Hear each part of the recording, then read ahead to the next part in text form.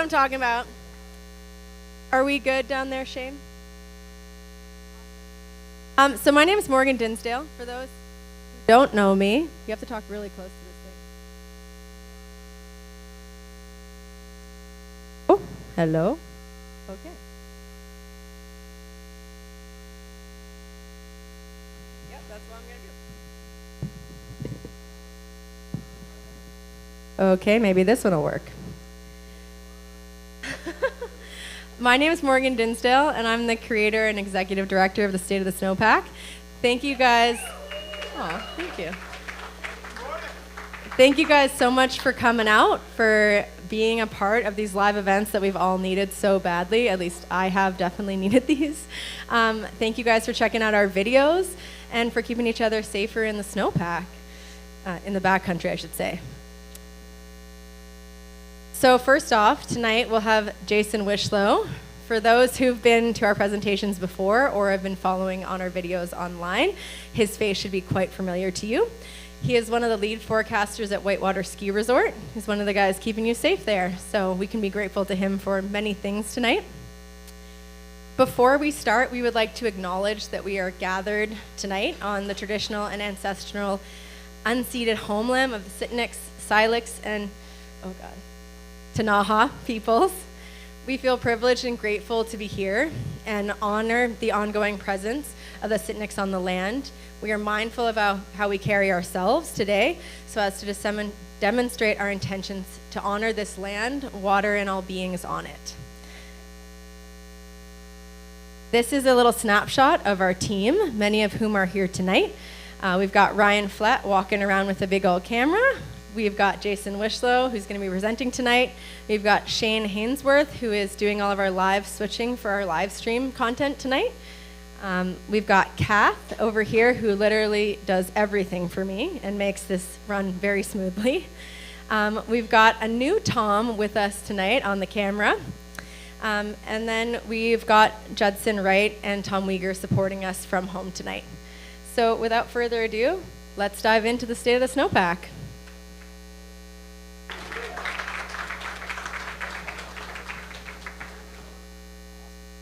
Thanks, Morgan.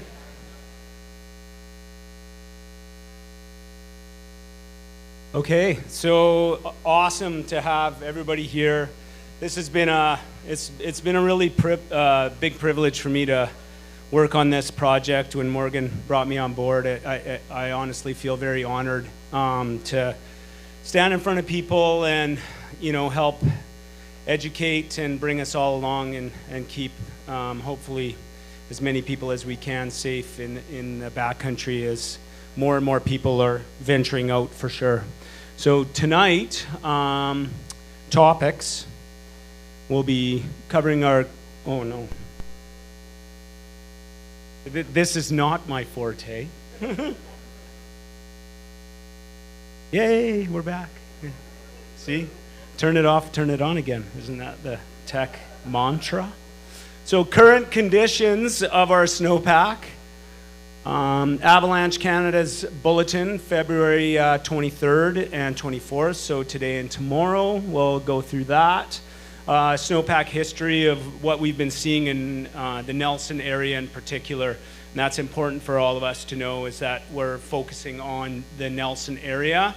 And State of the Snowpack initiative is really trying to branch out to different areas so we can bring the most local conditions to as many communities as possible. So that's part of the grand plan to move into all kinds of different regions in BC and Alberta for sure.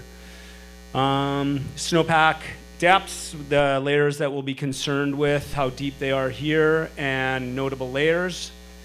And current avalanche cycles that we've experienced. We'll have a look at a few profiles that we've dug in the last few days, and that'll be our program for me. So disclaimer, as much as I'd like to stand here and just preach, I have to let you know that the information I'm presenting tonight, those are my own observations to the best of my ability. And this presentation does not replace actual avalanche training for all of you. So we'll preach that over and over and over again. There's a wide variety of courses you can take to further your personal understanding of what's happening out there. So sign up to one of those courses for sure. And what you do with the information that I present to you is your responsibility, and please use that responsibly as you travel through the backcountry. So the current state of the snowpack is wind-hammered, cold, and highly variable.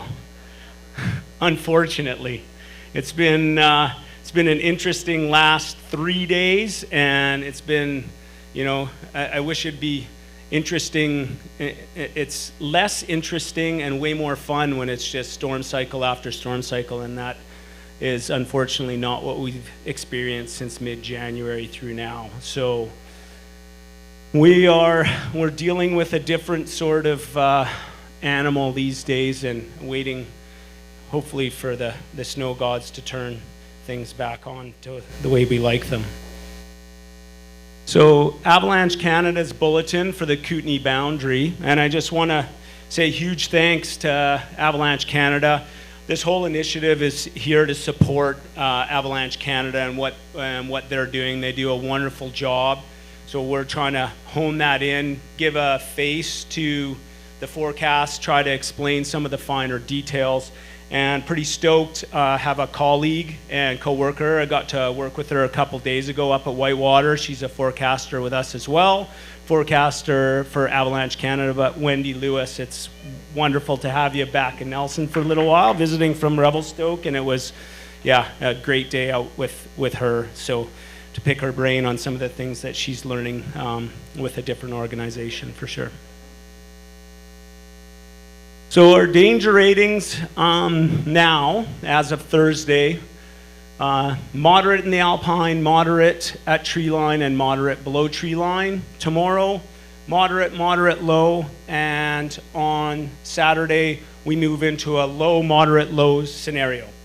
So hopefully everybody here follows AvCan, and I just want to point out Friday. So that is, I'll get us back to where we need to be. Again, technology, hang on. Hit the wrong thing. So when we look at Saturday, we're moving into a low, moderate, low scenario. And low, moderate, low is a really tricky one. It's not something that you see very often. And I'll explain kind of in a little bit why we might be moving into that scenario, and it has to do with preserved deeper persistent layers at tree line that are not present in the Alpine and that are not as much a risk below tree line. So whenever you see something like that, you should really take a little bit of a deeper dive into the forecast and try to understand what that is telling you, because it's not straightforward and it's not simple. The other thing that's not straightforward and not simple right now is 3 times moderate. And 3 times moderate, in general, I worry sometimes that people look at the forecast and they see colors, and then that's the direction they head. But there's a lot of really, really critical information that you need to look at, especially in a moderate hazard. So right now in a moderate hazard that we're experiencing, we've had crazy different wind events and loading from a bunch of different directions. So, it still means that there's an avalanche problem out there. It just might be a little bit less obvious of an avalanche problem, and you can get yourself into trouble that way by just looking at moderate, thinking you cover the terrain with, paint it with one brush, and that's certainly not the case when we're dealing with a wind problem like we're dealing with right now, and a persistent slab problem that's lingering a little bit lower as well. So we currently have pockets of wind slab, likely lingering in various aspects in exposed terrain around ridge lines.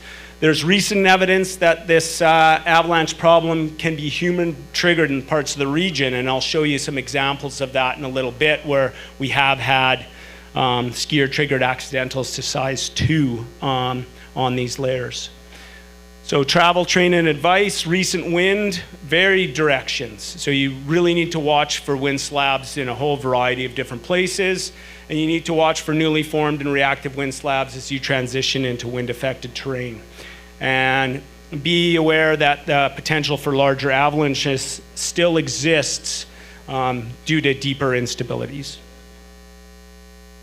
And everybody should have a sip because my throat's getting dry, so yours shouldn't. Cheers. Okay, so Avalanche Canada's bulletin, again, a little bit farther. Our first problem that we're dealing with is wind slab.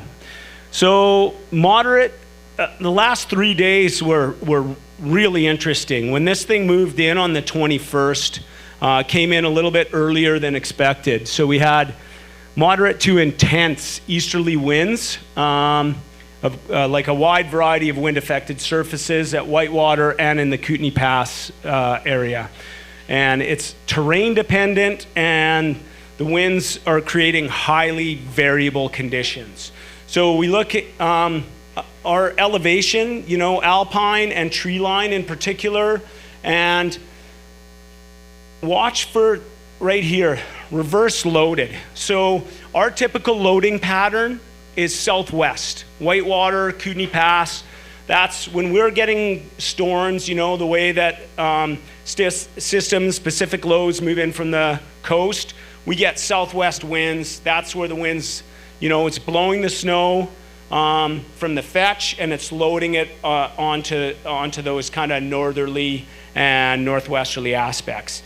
But this has all of a sudden the tables are turned, and it's stripping snow, it's blowing it the opposite way, and it's creating, when you get into reverse loading scenarios, things get really, really interesting and different because depending on your experience level, you're not used to what you're seeing, and you could be on a slope that you would generally think is totally fine and safe, and all of a sudden it is not totally fine and safe. And you have to really be paying attention to the cues that the snowpack's giving you. If you're seeing any sort of shooting cracks, if you're feeling any sort of slab underfoot that's starting to give way, if the snowpack's feeling hollow, those should be signals right away that you're on a wind slab. Wind slabs, you generally can see them. You can see where the wind's deposited the snow, but not always. And so really kind of try to put your spidey senses to the test currently to make sure that you know when you're on a wind slab or wind-affected snow like that. Okay, our second problem that AvCan's calling is a persistent slab. So we had a melt freeze crust. It got really, really warm and then froze on January 14th. That's when it got buried. Had little surface hoar on top of that, and since then, through metamorphosis in the snowpack, we get what little faceted grains on top, which are sugary snow and get really quite weak. So that's our January 14th layer, and then we had 20 centimeters of snow roughly, super blower, unconsolidated, and then the tap really turned off, and we had a number of days where we built this giant surface hoar, which is up to 20 millimeters. So that's 2 centimeter surface hoar. And in the surface hoar world, that's large and in charge. It's not something that you generally want to be messing with. But I'll talk about this layer a little bit too in a bit. And it's interesting with this January 30th that it was sitting on such unconsolidated snow that it didn't have a real bed surface, and it didn't get it quite as reactive as we thought it would for being as big as it was. So Whitewater, our snow history, I just want to, if you look here, so we have from the 19th of January to the 21st, it's pretty dismal. I mean, we went through late December and early January, and it was a gift from the gods. It was absolutely some of the most incredible skiing that I think a lot of us could ever hope to have. Anybody here ski the 65 centimeter day? I've skied a lot of POW in my life, and It doesn't get any better than that. And that's the honest truth. Like, I mean, that was phenomenal skiing. So, but then we got here and you can see, and I mean, you look at these blue bars and you might think, woo, that's a lot, but that's 15 centimeters of snow. So we had 10 and then we had 5 and, you know, and then we had nothing, a couple centimeters, and then we had 15 and everybody's jumping up and down and thinking the tides had turned, and then, you know, you get another 13 and then it dries out again, and then we get more dribs and drabs. And what happens then is that when it's snowing all the time, we're just dealing with storm slab instability. So it snows, we get some wind, you know, it settles into a bit of a slab. You can expect it to be reactive, but lots of times it could be blower. So you just kind of move on. But you get into a scenario like this, and things change for sure. So we had periods of strong inversions associated with this as well, with unseasonably warm conditions. You know, we had freezing levels going up to 2,400 meters. We had, you know, over freezing temperatures, you know, +1, +2, +3 at 2,000, 2,100 meters. And so it's more of a spring diurnal cycle, and that forms a lot of these melt-freeze crusts. So I'll use that term, melt-freeze crust, and just as an example, when the sun melts the snow and then it freezes, that's not a sun crust. And this is snow science, snow nerddom 101. But it's the snow melts and then it freezes and it forms a thicker crust and it becomes a melt-freeze crust. So if I say melt-freeze crust, it's not a sun crust is super thin, and we don't get them here very often. They happen in different places. Small pulses, limited snowfall, storm totals in the 10 to 20 centimeter max range, and weather promoting several surface hoar layers, melt-freeze crusts, freezing rain crusts, and non-persistent storm wind slab problems. So it's just, you kind of go on this repeat cycle that none of us want to be part of because it's not snowing. Different things are happening, changing with the snowpack, and none of it's all that good or overly exciting. And the hazard can elevate for a time and decrease, and you know, it gets a little bit, you know, even things are happening, it gets a little bit stale. And during that time as well, variable winds from the north to southeast, mid-February, kind of doing their thing, creating these different little wind slabs and maybe taking care of surface hoar in some places, maybe not, which creates an interesting dynamic once we do start to see a big storm cycle, because it's going to start to load on top of all these other layers. So our current notable layers as of now, and we still have our basal facets and crusts from late November, mid to late November. And then we have melt freeze crust from December 4th that we were talking about kind of on repeat for a long time, because it turned into one of these low probability, high consequence avalanche scenarios. And this, and I'll talk about this again in a little bit, but it produced some very major avalanches in our area, very scary avalanches with involvements that were, you know, had us all on high alert. And we had the January 14th, a melt freeze crust. So again, I think it was rain, percolated down, refroze into quite a thicker crust, 5 centimeters thick. And then a little bit of surface hoar formed on top of that. And then some faceting occurred on that since January 14th as well. And then January 30th, we had that big surface hoar I was talking about again. So in between these two layers, there's about 15 to 25 centimeters of snow. You look at this graphic, and both these are green, and that's with intent, because even though those layers are separate layers, we're almost looking at them as one, because they're so close together. You know, if one fails, it's likely going to step down, you know, and take this 15 to 25 centimeters between there with it. or if this fails, then obviously that one did as well. So those layers are kind of our concern together right now. And then most recently, we have this wind slab that's formed in the past 3 days. So I'm going to show, this is our significant weak layers sheet. It's kind of like a welly graphic, but it's going to give me some. Stand by. I'm having another sip.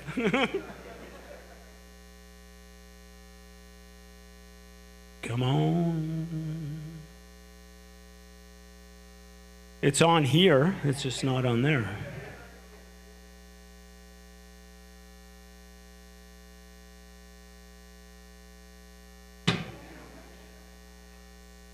Oh no.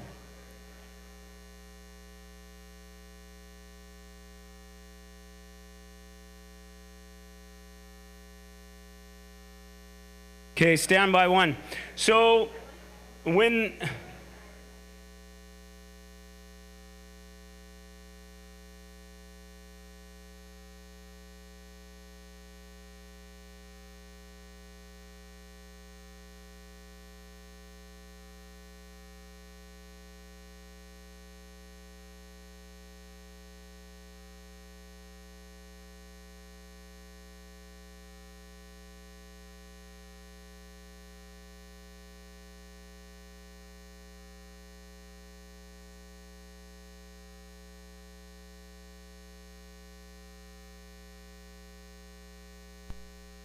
Okay, let's take a 2-minute beer break if anybody needs to refresh till we can get our program up and running. Oh no, stand by, we got her.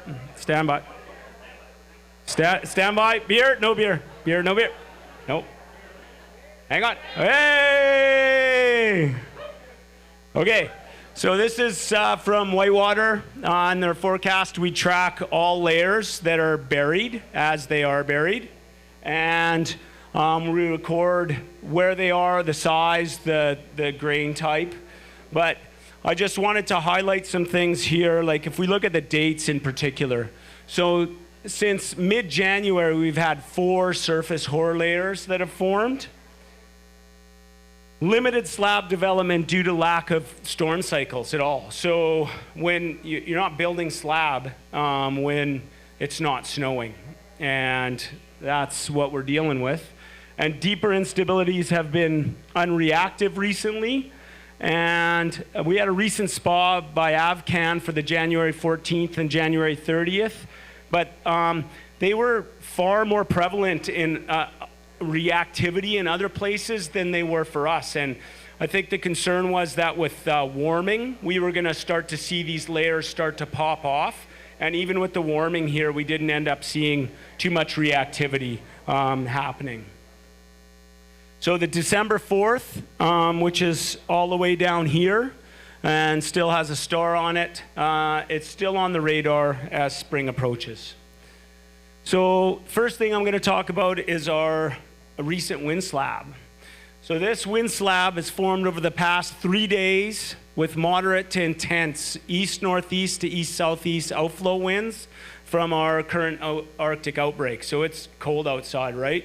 What happens is this air pushes in from the northeast, and cold air, what does it do? It sinks, and when it sinks, it like channels through valleys, and it finds its fastest way through there.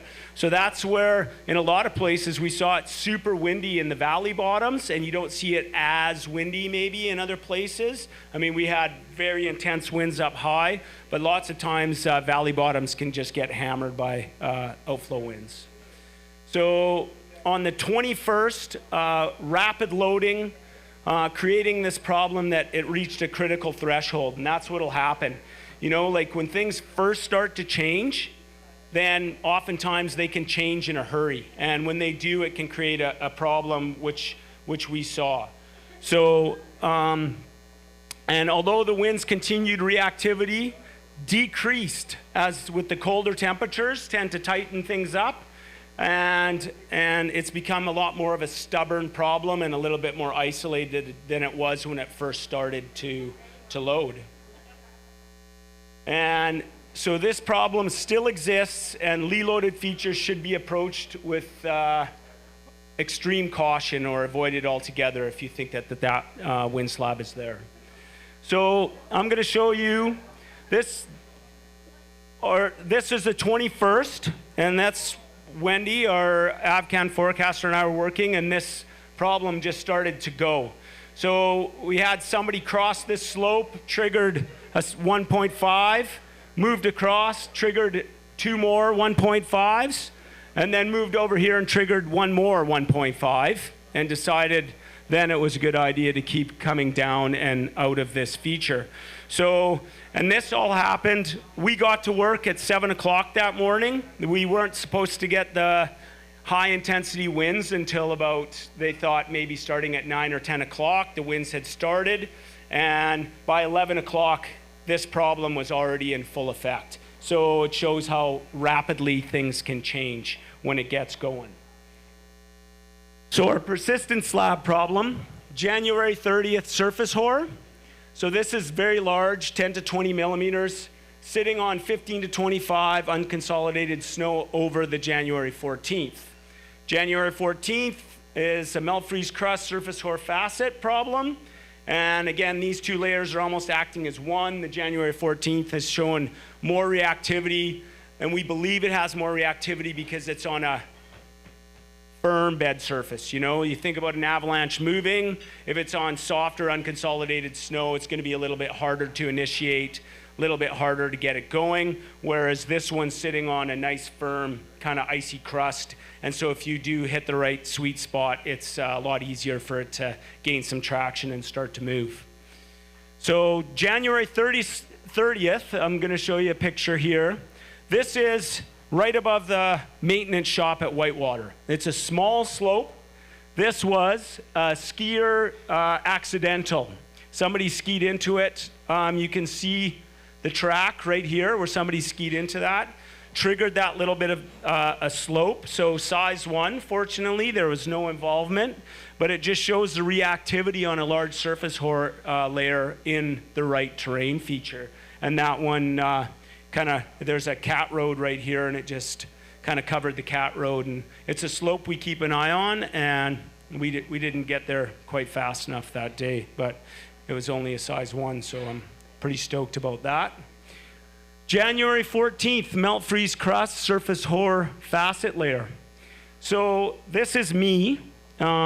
This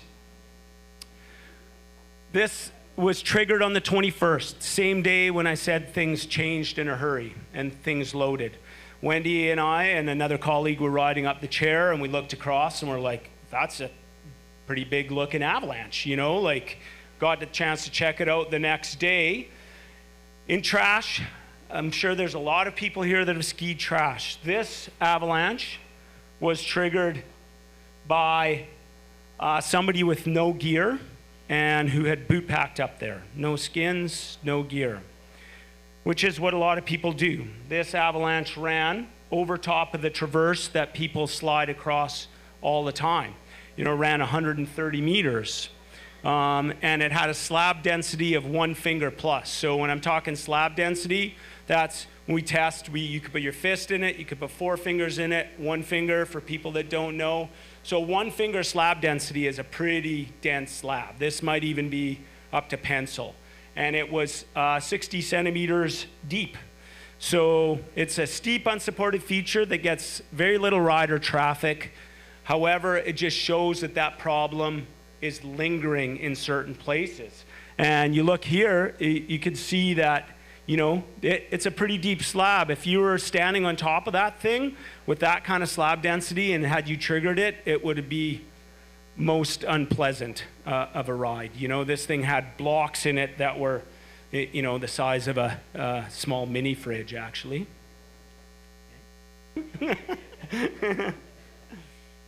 So, and again, ran right over top of that out of bounds traverse. So I just want to highlight, you know, trash. I know a lot of people treat it as inbounds terrain, but it is actually, it's out of bounds terrain, and it should be something that should be approached with a lot of caution there, because it can produce a size 2 avalanche, as we just witnessed.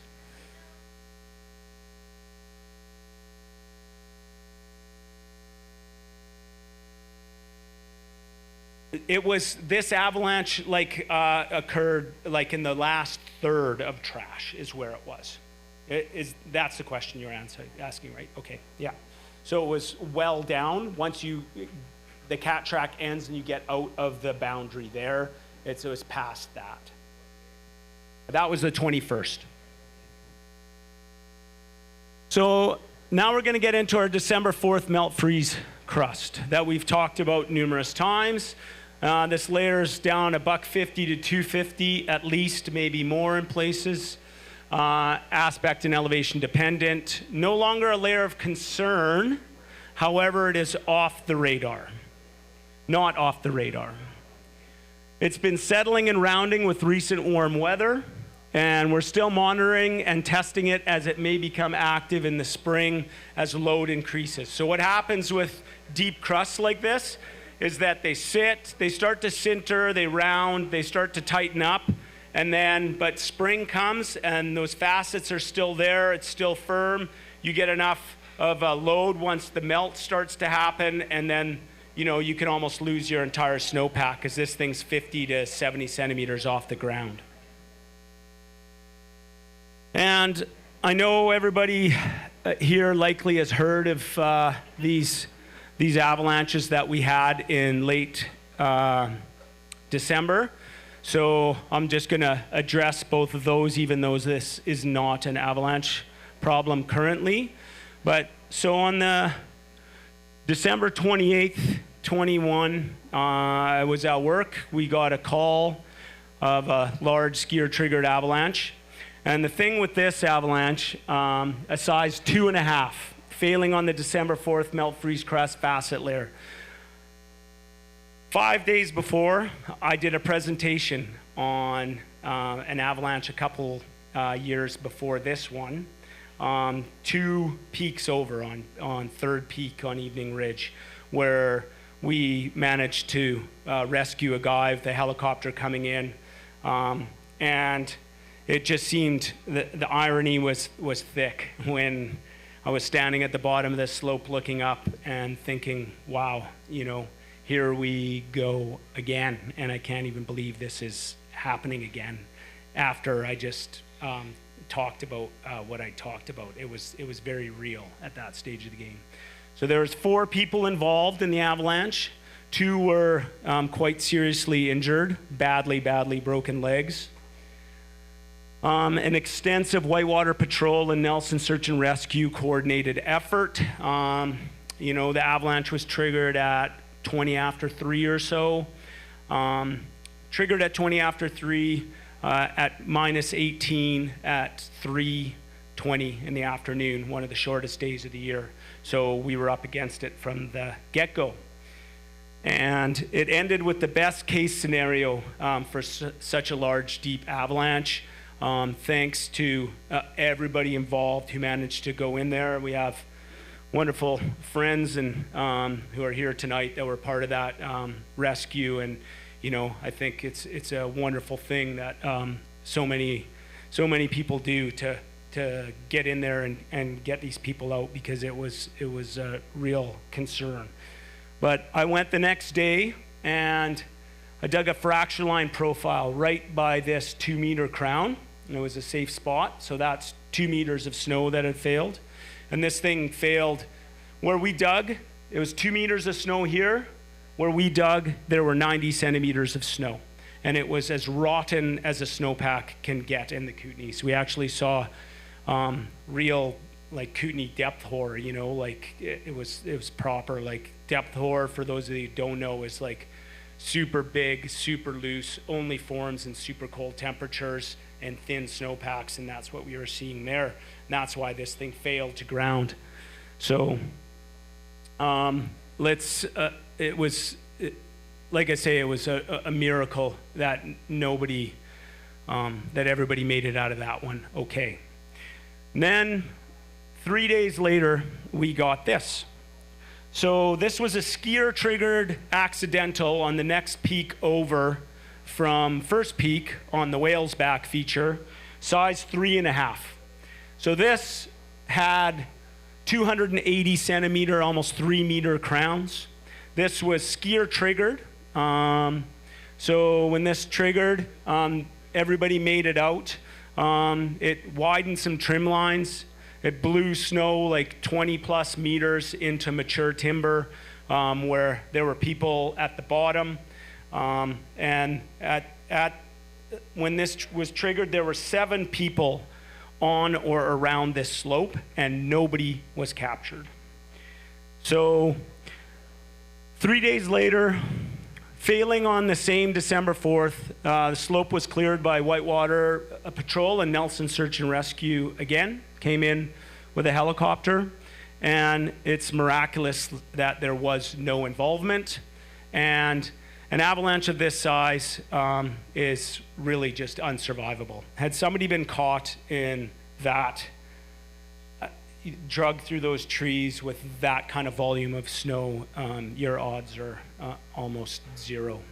Nothing's ever zero, but something like that, it's pretty close. So, and again, that's 3 days after the first peak avalanche on an identical aspect and elevation, side-by-side features. So just want to highlight history, observation. Have there been recent avalanches? You know, like, because then you can really start to piece together information to understand terrain that you should be avoiding. So notable storms and avalanche activity since mid-January. So January 12th, realistically now, which is crazy to me, it's like a month and a half almost, that's the last significant avalanche cycle in the Whitewater area. And we had size 3 in Weimer Bowl, failing on the December 23rd, I believe, IFRC, which is freezing rain crust. And it was significant enough snow totals building a touchy storm slab. January 20th saw a smaller cycle to size 2, failing on the recently formed January 14th, so built up enough.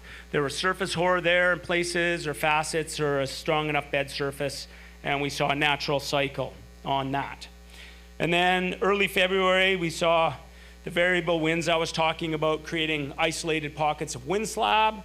And after that, we had 2 skier accidental size 2 avalanches, less than a week apart, failing on the January 14th, one in Hummer B and one in Mini Bamboo. And both parties involved were okay, but you know, like, it gets a little bit tougher then because you get these random wind slabs that are, you know, kicking around. Everything seems good. You know, Cougar's Claw got skied almost at the same time as Hummer B, and there's no slab in there evident at all, and then somebody manages to kick off a size 2 wind slab in Hummer B right next door. So it's those are tricky times, and there's no fault on that. People are going to get out and go skiing. And February 21st, we saw just past a natural and skier triggered cycle to size 2. Just with rapid loading as that new wind slab formed that I was talking about earlier. So you look in 6 weeks for us at Whitewater, this is pretty insignificant avalanche cycles. Like, it's just, you know, that it just shows the lack of snow that we've been dealing with, because normally we'd be far more active, and maybe not large, but at least with storm instabilities and avalanche cycles that way. So recent snow profiles and results on our persistent weak layers. So you could see both these look pretty similar. This was a profile that we dug and trashed a couple days ago, and you could see we got, basically, we're still getting reactions, sudden reactions. So when we do a compression test, extended column test, it shows when it's sudden, it means if it's steep enough, the block will cache register off. I don't know if anybody's seen the Kootenay backcountry guides. Apparently it's up to 9 million views now of the propagation saw test, the person underneath cutting underneath and the whole block falls on top of them. But let's have a shout out for 9 million views, which is pretty awesome. It's gone viral, isn't that what the kids say? Anyway, So that's a sudden result, and that's the kinds of results that we're still seeing on those layers. It kind of in the moderate to hard range, but that just means that there's still reactivity there. That surface hoar is starting to round out. So what happens is it starts to break down, and the edges start to soften, and it doesn't get as, it's not as sugary and not as likely to produce an avalanche, but it is still, it's showing in tests that if you hit the right spot, you're going to trigger something substantial. So what does all this mean for our future moving forward? So weather extremes continue, we got into November and we didn't have any snow, and then it rain like something like 2,000 millimeters in 24 hours. And then, and then it looked like whitewater. We were in desperate position, and then all of a sudden the tap turned on, started snowing. So, and all of a sudden the tap turned off, dry late January and February. So, when will a pattern shift? Because inevitably the pattern will shift. It's going to happen. It's not going to stay dry forever. So what will true spring? We've just lived through a false spring. Everybody's like, woohoo, it's spring. No, now it's minus 15 outside. So not spring. So will it give us March Madness, or will it give us March Sadness? I don't know. I'm hoping for March Madness, because we can get into springtime, we can get these awesome convective cycles coming in. And when they do convective, the sun warms, it lifts. It's the same thing that forms a thunderstorm in the spring and the summer. So, and that's what gives you like super intense, heavy precip rates. And you can get that cycle kind of repeating, and all of a sudden you pick up 10 or 12 centimeters in the matter of hours, and then the same thing happens again, and it can be like amazing skiing. So let's cross our fingers that that's what we're going to get, but who knows? So our current Arctic outbreak, and I just want to touch on this because this is going to last for, now looking at more recent models, it's going to start to warm slightly, but it's not going away completely. So please remember, if you're out there venturing in the backcountry, it's clear conditions, the snow, you can still find kind of below tree line north where the skiing is still good because it hasn't been hammered by the wind. But please remember, when it's cold like this, to be prepared for that. Take that down jacket with you. Take extra, your extra layers, some warm fluids. Have a good trip plan, leave early enough, and so that if something were to happen, you're on your way out early enough that you're not fighting, minus 17, minus 18, minus 20 temperatures. Because somebody gets hurt, I don't care if it's a blown knee or, a dislocated shoulder, which, are serious injuries but not the most serious.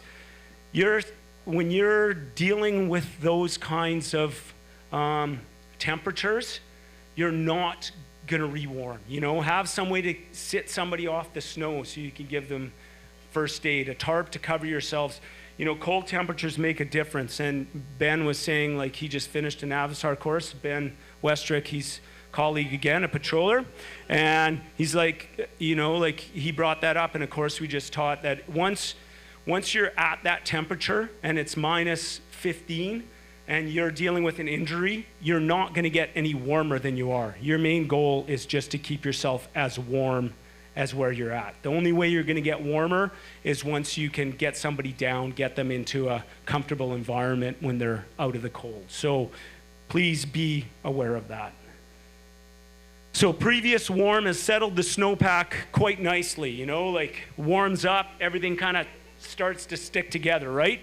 But the short-term cold that we have is not likely to change that. If we get a week of really cold temperatures at this stage of the game, it's not just going to start fastening out the snowpack and rotting it super fast. You need prolonged periods of cold for that to happen, and it looks like as we move into spring, we'll get less of that prolonged, really cold temperature. Faceting can still happen and will still happen, but it's not going to be as pronounced to really, really rot out a snowpack. especially because it's deeper now. Like now all of a sudden we're dealing with 2.5 to 3 meters of snow as opposed to dealing with 1.5 meters of snow. Increased load on persistent layers may occur in the coming weeks. Let's hope, but as snow loads on top, the snowpack obviously gets heavier and it's going to stress those lower layers. What will that do? Will it wake those layers up? That's something only time will tell. And remember, the snowpack hates change, and it especially hates rapid change. So a real reminder to all of you out there, when things are happening and happening quickly, when you get rapid warming, when you get rapid cooling, when you get intense wind loading, when you get anything that's like really changing things quickly, just be very, very diligent in paying attention to what's happening around you. Because like Wendy and I saw earlier this week, it only took a few hours and all of a sudden we are seeing skier accidentals and natural activity, because the snowpack hates rapid change. It would much rather sit there exactly at the same temperature, like for long periods of time, and it'll be very happy. Okay, so now I'm going to give a little bit of a public service announcement, and just from some things that we see in the backcountry, just to give you a heads up on ways to travel through terrain, okay? So there's a huge increase in touring traffic locally with highly varied experience levels. And I think it's awesome. People are out touring. But, this is where we stress taking courses or whatever, because there's really ways to keep yourself and other people safe that sometimes we can make some observations. So I have a few slides coming up, but please be aware of not only yourself, but others around you, and your actions can put other people at risk. And travel concerns include poor route choices, incorrect spacing between party members, and travel above and below other parties in avalanche terrain. So don't just be aware if somebody's above you, if somebody's below you. I mean, those are really, really critical things when you're traveling through avalanche terrain. And here's some examples. I just put some lines on Google Earth so you guys can see kind of what we're talking about. So this ridge line, I'm sure lots of people have skied. This is Acidophilus right here. This is your typical skin track out of Acidophilus gets you to the ridge. It sucks, it's steep, but it's a safe line, and it's a good place to be.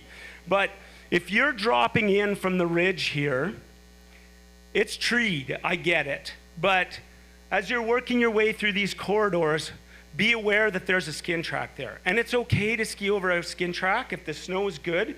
You're not gonna all of a sudden go, oh, the skin track comes here, so this is Schraubed and this is Schraubed. If there's some good lines, that's fine, but be aware that there are people likely skinning through there, and pay attention to that as you ski. This suicide traverse, it's a shortcut, and people do it. Have I done it? Yeah, I have. In good stability, it's not at all my first choice, nor should it be anybody else's first choice. This skin track exposes you from a large slope above, and this path runs right to the bottom. So there's times where you've seen people walking across this, and they're walking 2 to 3 meters apart. If you choose to go across there in low stability, give the person 15 meters and then cross. The thing is, when you put these good travel techniques into practice on low hazard, on moderate hazard, then you're far ahead of the game, because that's how you're going to travel through the mountains in general. So you don't ever want to just say, oh, well, it's good hazard, we can do this. Do it every single time. It doesn't matter, and then you're going to do far better. But this thing here, I would say you're far, far better off to take your skins off. I know not everybody wants to do it. Ski a super fun line, and then work your way up through the trees where you're far less exposed from any overhead hazard. And if you are skiing down here and somebody's crossing, please be aware of that too, because you have responsibility to not ski over top of somebody there. Maybe it's a good idea for you to stop and wait and then proceed with your ski or snowboard once that person's through that terrain. So Weimer Bowl, can everybody see this skin track here? Now, how many people here think that that's a good terrain choice for a skin track? That is really, I don't care what the hazard is. When you look up there, there's massive overhead hazard. There's cornices. There are people skiing lines above you, people skiing big lines above you, and there are just far, far better ways to access Weimer Bowl than working your way up a skin track like that. So if you're ever going there and you don't want to break trail and you see a skin track like that, break trail. Please. Okay, here's another one. This is the top of 5 Mile. And I was there the other day, and somebody had worked. This is where you drop to go down to Scobbs Knob for reference. This slope is what we were just talking about 2 slides ago. So that slope is this right here. So we're just a little bit higher. There was a skin track here that went up this ridge and went right across the steepest part of this dish to access this knob. But this feature here is the loaded, likely trigger point for an avalanche there. So right below here, you can see there's actually like there's a bit of a bench there. You can't even really see it in this photo from Google Earth. But, and rather than being right here and then thinking you're gonna be a bit higher, like if you're here, use this mellow bench, it comes out here, you can make one switch back, you're in the exact same spot, and it's a far safer line. So just using a little bit of foresight, using the terrain that's in front of you, and I know it's easy to follow a skin track, but sometimes it's better just to say, no, this is the better choice, and when you put those things into practice, again, you're gonna be safer in the long run. So here's another picture of that skin track that made it to the ridge when you could have gone easily around it. Okay, and here's one more I'm gonna put at you, and this is more educational. So this is Zone B. This is Upper Powder Keg Bowl at Whitewater. We all know that. Here's the cat track goes around to Catch Basin. This is the B7 skin track. Everybody uses it. I use it all the time. This is controlled avalanche terrain. We bomb the hell out of it over and over again when we have a problem. It's a modified snowpack. It doesn't behave anything like this, like the backcountry. So what I get concerned with is that this skin track gives people a false sense of security. Because if any of you were traveling in the backcountry, would you do this? I would hope not, because it's not a good terrain choice. We have this feature here we call Sneaky Pete's, and this feature here is super easy to get to the ridge. So what I'm asking people to do is just to think when you're in the backcountry, not in a place where you have that familiarity, that you're picking terrain like this, and you don't get lulled into, oh, well, I do that at Whitewater through Upper Powder Keg, so I can do it here. It's not a good choice. This is particular, specific to our area, and again, please don't make that a habit. This is a bad habit. Make choices like that are a good habit. So, like what you see, Kootenay Backcountry Guides has split boarding course coming up, an AST level 1, and I encourage you, please take an AST level 1, take an AST level 2. There's numerous places that are offering wonderful courses. Kootenay Backcountry Guides does an awesome job. We offer them at Whitewater. And they're doing a WAP to Traverse April 14th to 18th, which is pretty amazing. If anybody's been out there, I've had the opportunity to do it a couple times. It's an amazing piece of terrain, and it's awesome. And I really want to give a huge shout out to Whitewater Ski Resort. They've been super supportive in this initiative with me, taking care of my training and really encouraging not only me but our entire patrol and forecasting staff for continuing education. And it's just an awesome group of people that really, really work hard and are really committed. And I think they, stepped up huge this year, above and beyond, to really. We've had it thrown at us, with these incidents in late December and early January. So, much kudos to kind of the patrol family out there and Nelson Search and Rescue for really being involved and doing a wonderful job. And on that note, so come on, Ular, bring back more of this and less of what we got right now. And I really, really appreciate all you coming out, and thank you so much. Keep tuning in, follow AvCan, State of the Snowpack. There's a number of resources. Get yourself educated, ask us questions, and let's all stay safe, and hopefully it snows and we have a rad rest of the winter.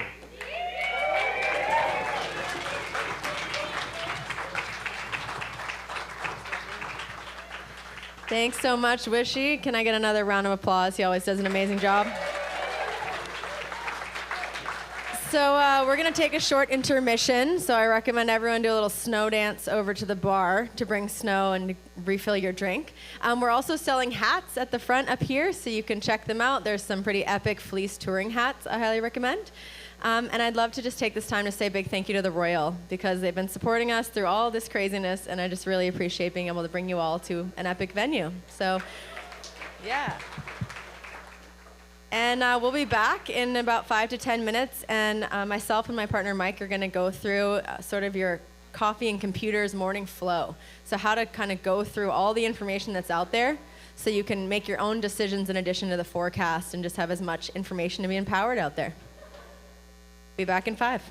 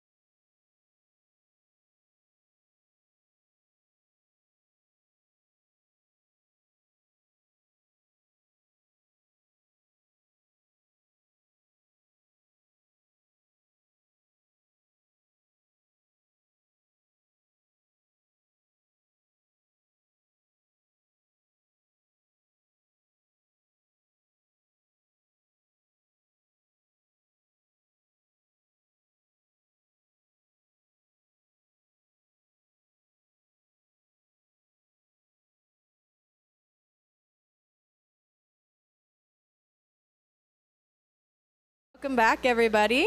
Hope everyone had a chance to grab a drink, even if you're on crutches. Shout out to all the people on crutches who made it out tonight. So for those who don't know, as well as being the founder of this event, I'm also a professional ski guide.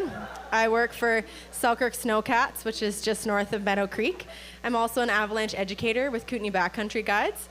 And this right here is my partner in life, partner in ski touring. His name's Mike Wigley. Some of you may know him as the Split Gypsy or Pow Slashing Wigley. And he's also a professional guide working for Baldface and Kiefer Lake Lodge, and also an avalanche educator. And tonight we're going to talk you through a morning flow, coffee and computers. You'll all see on your booth there's a QR code, and if you pull your phone up, it's going to give you this list that I have made for all of you to take home and have. Thank you. I found that when I first got into the backcountry, which in a very cool side note happened to be in Jackson Hole, and tonight's a very full circle moment for me because some of my personal heroes and mountaineering legends are sitting in this room tonight, so it's pretty cool to bring it full circle.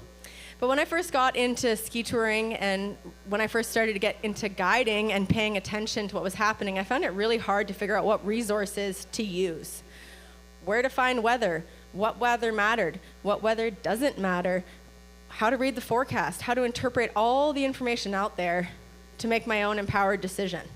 So that's what we're going to talk you through tonight.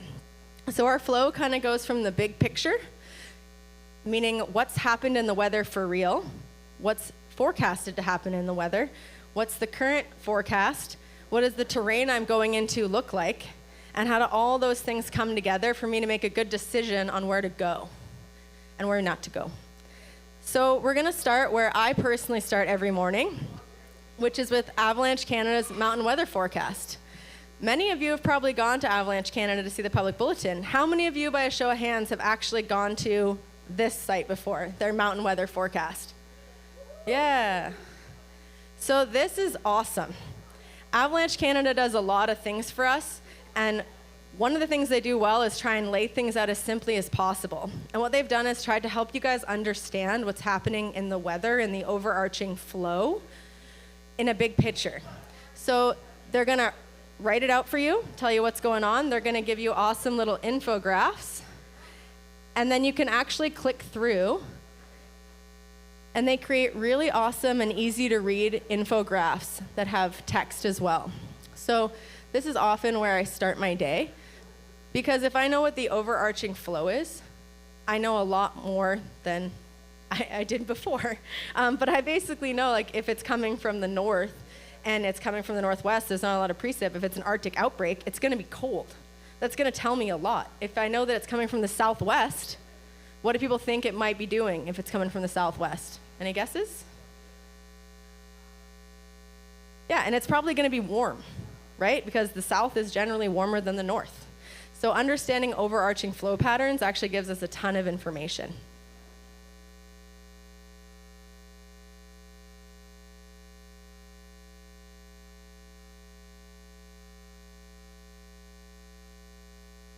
Okay, so this is another website. It's the next one on the list. It's called ARFI. Has anyone gone to this website before?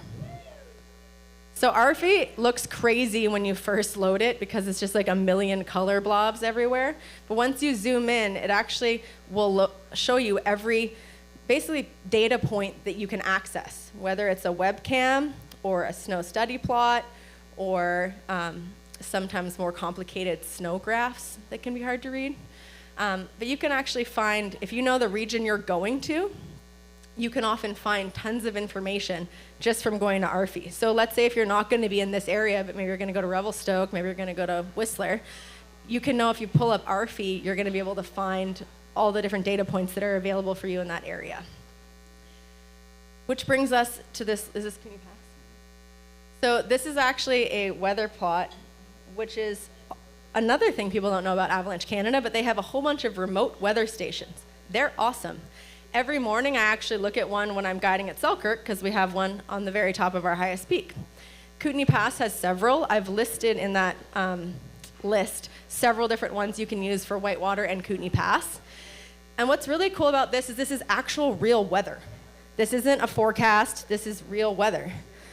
This is what the snowpack is right now, according to the scanner. This is the temperature at 7 o'clock. This is how fast the wind was going. And this is the direction of that wind. And if you're a real snow geek, this is the relative humidity. I'm not going to go into that now because it's kind of complicated. But what's cool is you can look and you can find out in a period of time, maybe it's the last 12 hours, last 24 hours, what the minimum temperature is, what the maximum temperature is, how much it did or didn't snow. You can see here the scanner read 1 centimeter at 8 a.m., although it didn't actually change the numbers, so I question that a little bit. But you can get a ton of information from these remote weather stations, and they're all completely free, provided by Avalanche Canada, and just at a click of a button, you can get all that data. So this is real weather. This isn't what someone thinks might happen. This is what actually happened. And knowing what actually happened in terms of what was the wind doing? Where was the wind coming from? Did it snow? How much did it snow? All of that plays a big factor in understanding why the forecast is what it is and why we're looking for certain problems where we are. If we know that we had winds coming, like Wishy said, from the north instead of from the south, and those winds were quite strong, well, that tells us a lot about where we might find wind slab. And it might not be where we originally thought it might be according to our general patterns. In fact, it's probably going to be opposite.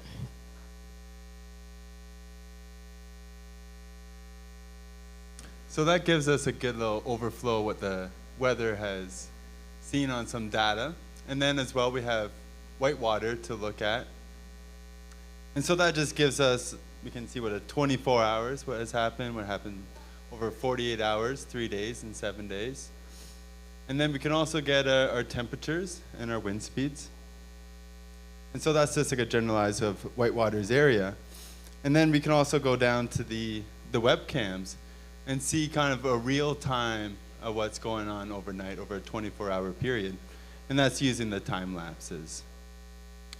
And then we can also use, so this is looking at from the chair there.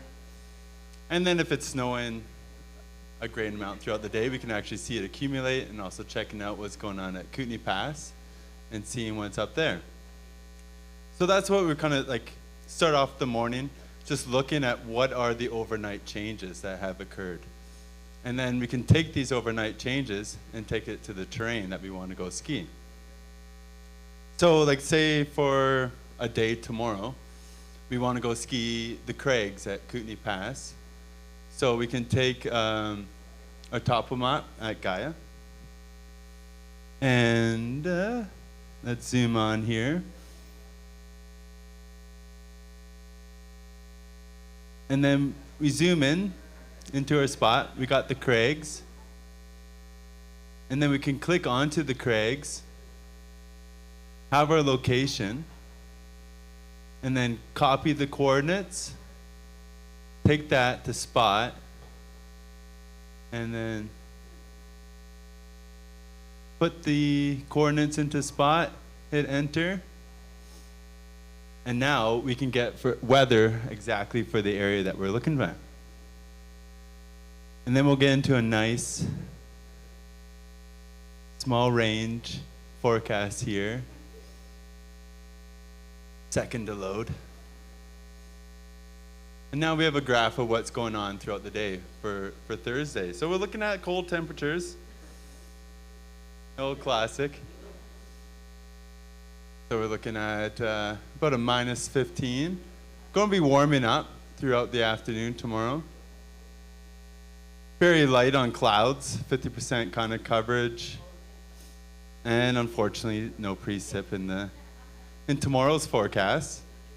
And then we can go down to the wind and see what the winds are doing. Winds are continued from the northeast. Pretty light winds. And so kind of on, we're in a continued trend for tomorrow.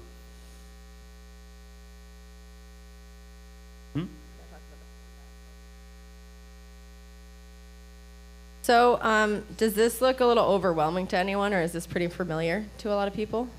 Spot weather? Who uses spot weather? Okay, like 4 hands. Cool. So for those who don't understand how to interpret this stuff, a couple interesting pieces of information. So this number is pretty easy to understand. It's how long is your forecast for? The longer range your forecast, the more amount of days, the less accurate it's going to be in the long run, because it's hard to predict weather more than a couple days out. The shorter range forecasts, like I really personally love this one, the Gem Lamb, and I really love the HRR. And the reason I love these two is because they have a really small resolution, which means how big of a circle around my spot is it looking. So from where I chose, this model has a 3-kilometer circle around that. This one has a 2.5-kilometer. Now I'm a cat skiing guide, so I have a pretty small tenure. If I was a heli ski guide, I'd probably like this one better because it's a bigger picture. I'm going into bigger terrain. So if you're planning a traverse, you might want a bigger picture of where you're going. If you're just going skiing for that day in Kootenay Pass, you might want a smaller forecast. So the American models are good too. The Canadian models, in my opinion, are a little better. But that's kind of how to understand that. And when it comes to understanding the infographics themselves, it'll load.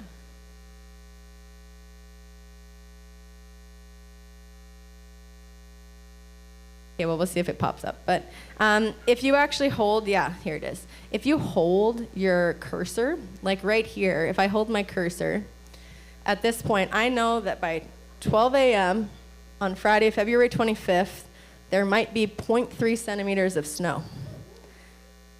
Sometimes I look at this and there's like 72. Awesome. Sometimes I look at it and I'm like, oh, wow, the storm is going to really come in the afternoon. It's going to all come in like after 2 o'clock. Well, I can go ski touring in the morning, but I'm going to get out of the mountains by 1 so that I can be clear of that storm that I don't want to be in. So that's what's so great about these models, because it can really give you like more precise data on like when might be the optimal time to be or not be in the field.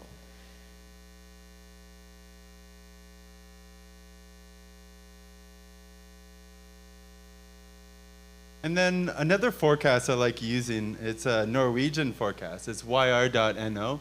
So if you do click onto into like the little browser link that the code that we put out, it will come out in Norwegian. So you have to make sure you click the language into English.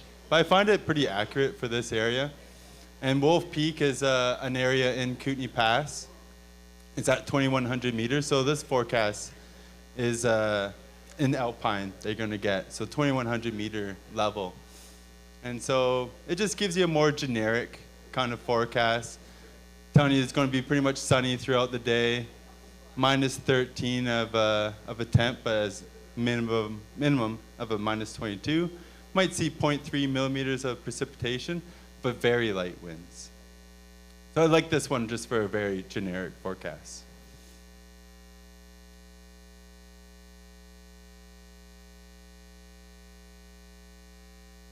And now let's put it all together. So we've taken our weather, and now we want to take our avalanche forecast and kind of put it all together. So for our forecast tomorrow, we're looking at a moderate avalanche danger across the board. And then we'll click into our problems. And our big problem that we're looking at is wind slab. And then we want to make sure that we know what elevation band that we're seeing this problem in. So we're seeing it mostly in alpine and tree line. We're seeing it on all aspects. And then we look at what the chances are. We're in a possible. So we have a possible outcome of triggering a wind slab out in the backcountry. And the size is running about to a size 2.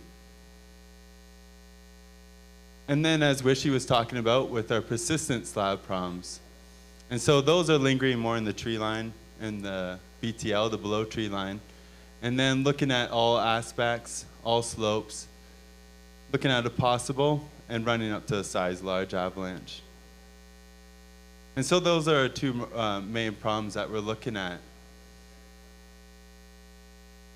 And then the beautiful thing with Avalanche Canada too, they give us an avalanche summary. They kind of give us a recap throughout the week of what has happened, what has been seen out in the backcountry. And then they give us a snowpack summary. And so what I like to think is like when you're going into the backcountry, really get into like a detective kind of mindset. You want to look for these problems before you go and ski the slope. Because if you know of instabilities in the snowpack and you go out and find them, are you going to want to ski it? I'm going to guess probably not. So you're going to look for them until you don't find them, and then you can write off the problem. Another cool thing to note, so this summary comes from, if you are involved, whether you're working at a resort or you're working for Avalanche Canada or you are working for a mechanized operation, we in Canada have one of the most amazing tools in the world. It's actually heralded as one of the gold standards in the world, and that's a private information exchange. So every single day, anyone who's guiding, anyone who's working for a resort, we all catalog everything we see. We catalog weather, we catalog avalanches we've observed, avalanches that have been set off accidentally or on purpose with explosives, and every morning we have access to that information. However, that's private. It's not a public bulletin because it's a lot of shorthand, a lot of data.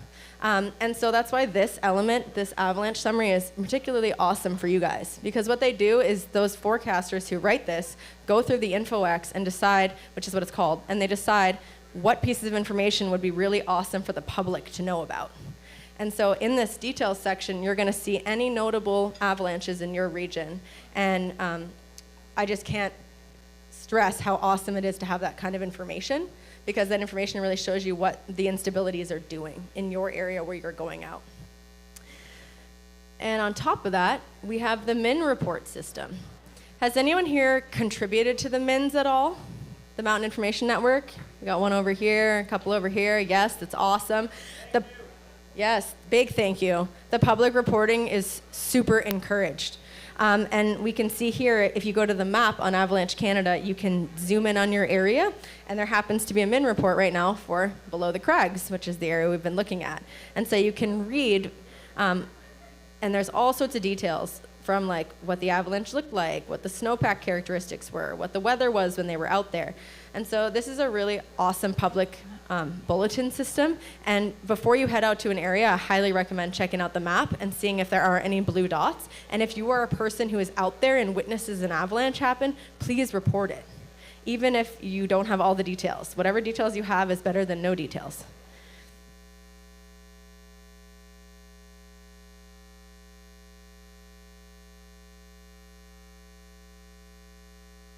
So then that just brings us to our piece, which is the reason why we create our weekly videos, is that we're trying to bring true localism to the forecast. So these regional forecasts are amazing, but they are just that in nature. They are regional. They look at a really large piece of terrain. And if you look at us and Rossland, we have very different snowpacks, yet on the map we are right next to each other. So that's why we're creating these videos. That's why Wishy's doing them for Whitewater, why Judson's been creating them for Kootenay Pass, and why we have them as well in Rossland, so that you guys can get that local imprint of, I want to go to Kootenay Pass, I can watch this video and Judson just dug there. So you can get a real local sense of what's going on in your area. So that's why we highly recommend you check us out on our Instagram. We've been putting a lot of videos. Our website is going to be relaunched in the next few weeks. This will be on our YouTube.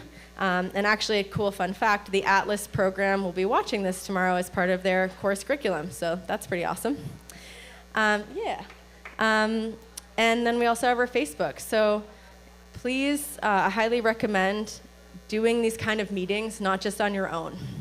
Every morning when I go to the guides table or when I go ski touring, I look at all this information myself, and then I sit across from a person, whether it's just Mike and I at our home or my guiding team, and we talk about all these pieces of information. We talk about what we think, the wind or the snow or the sun or the different changes, as Wishy mentioned, in the conditions have done to the snowpack, how they've changed things for us out in the field. And do that with the people that you train with, just like we should all do companion rescue with each other throughout the season, not just once at the beginning of the year. I highly recommend doing these coffee and computer stuff together, because that's how you get stronger. And certain people will notice things. Like I will sit at a table with lots of experienced guides, and then someone will be like, hey, did you guys notice this piece of information? And we're like, no, we all missed that. And thank goodness that there's that one person who pointed that out, because that all keeps us safer together. So I really recommend you do this in the group that you ski tour with, as well as personally on your own. And so you can show up at that tailgate at the trailhead and have lots of information in your arsenal to help you have an empowered day. Thank you guys so much for coming. Really appreciate it. See you guys in the next one. And again, a big thank you to the Royal and to my whole team for making tonight possible. Thanks, guys.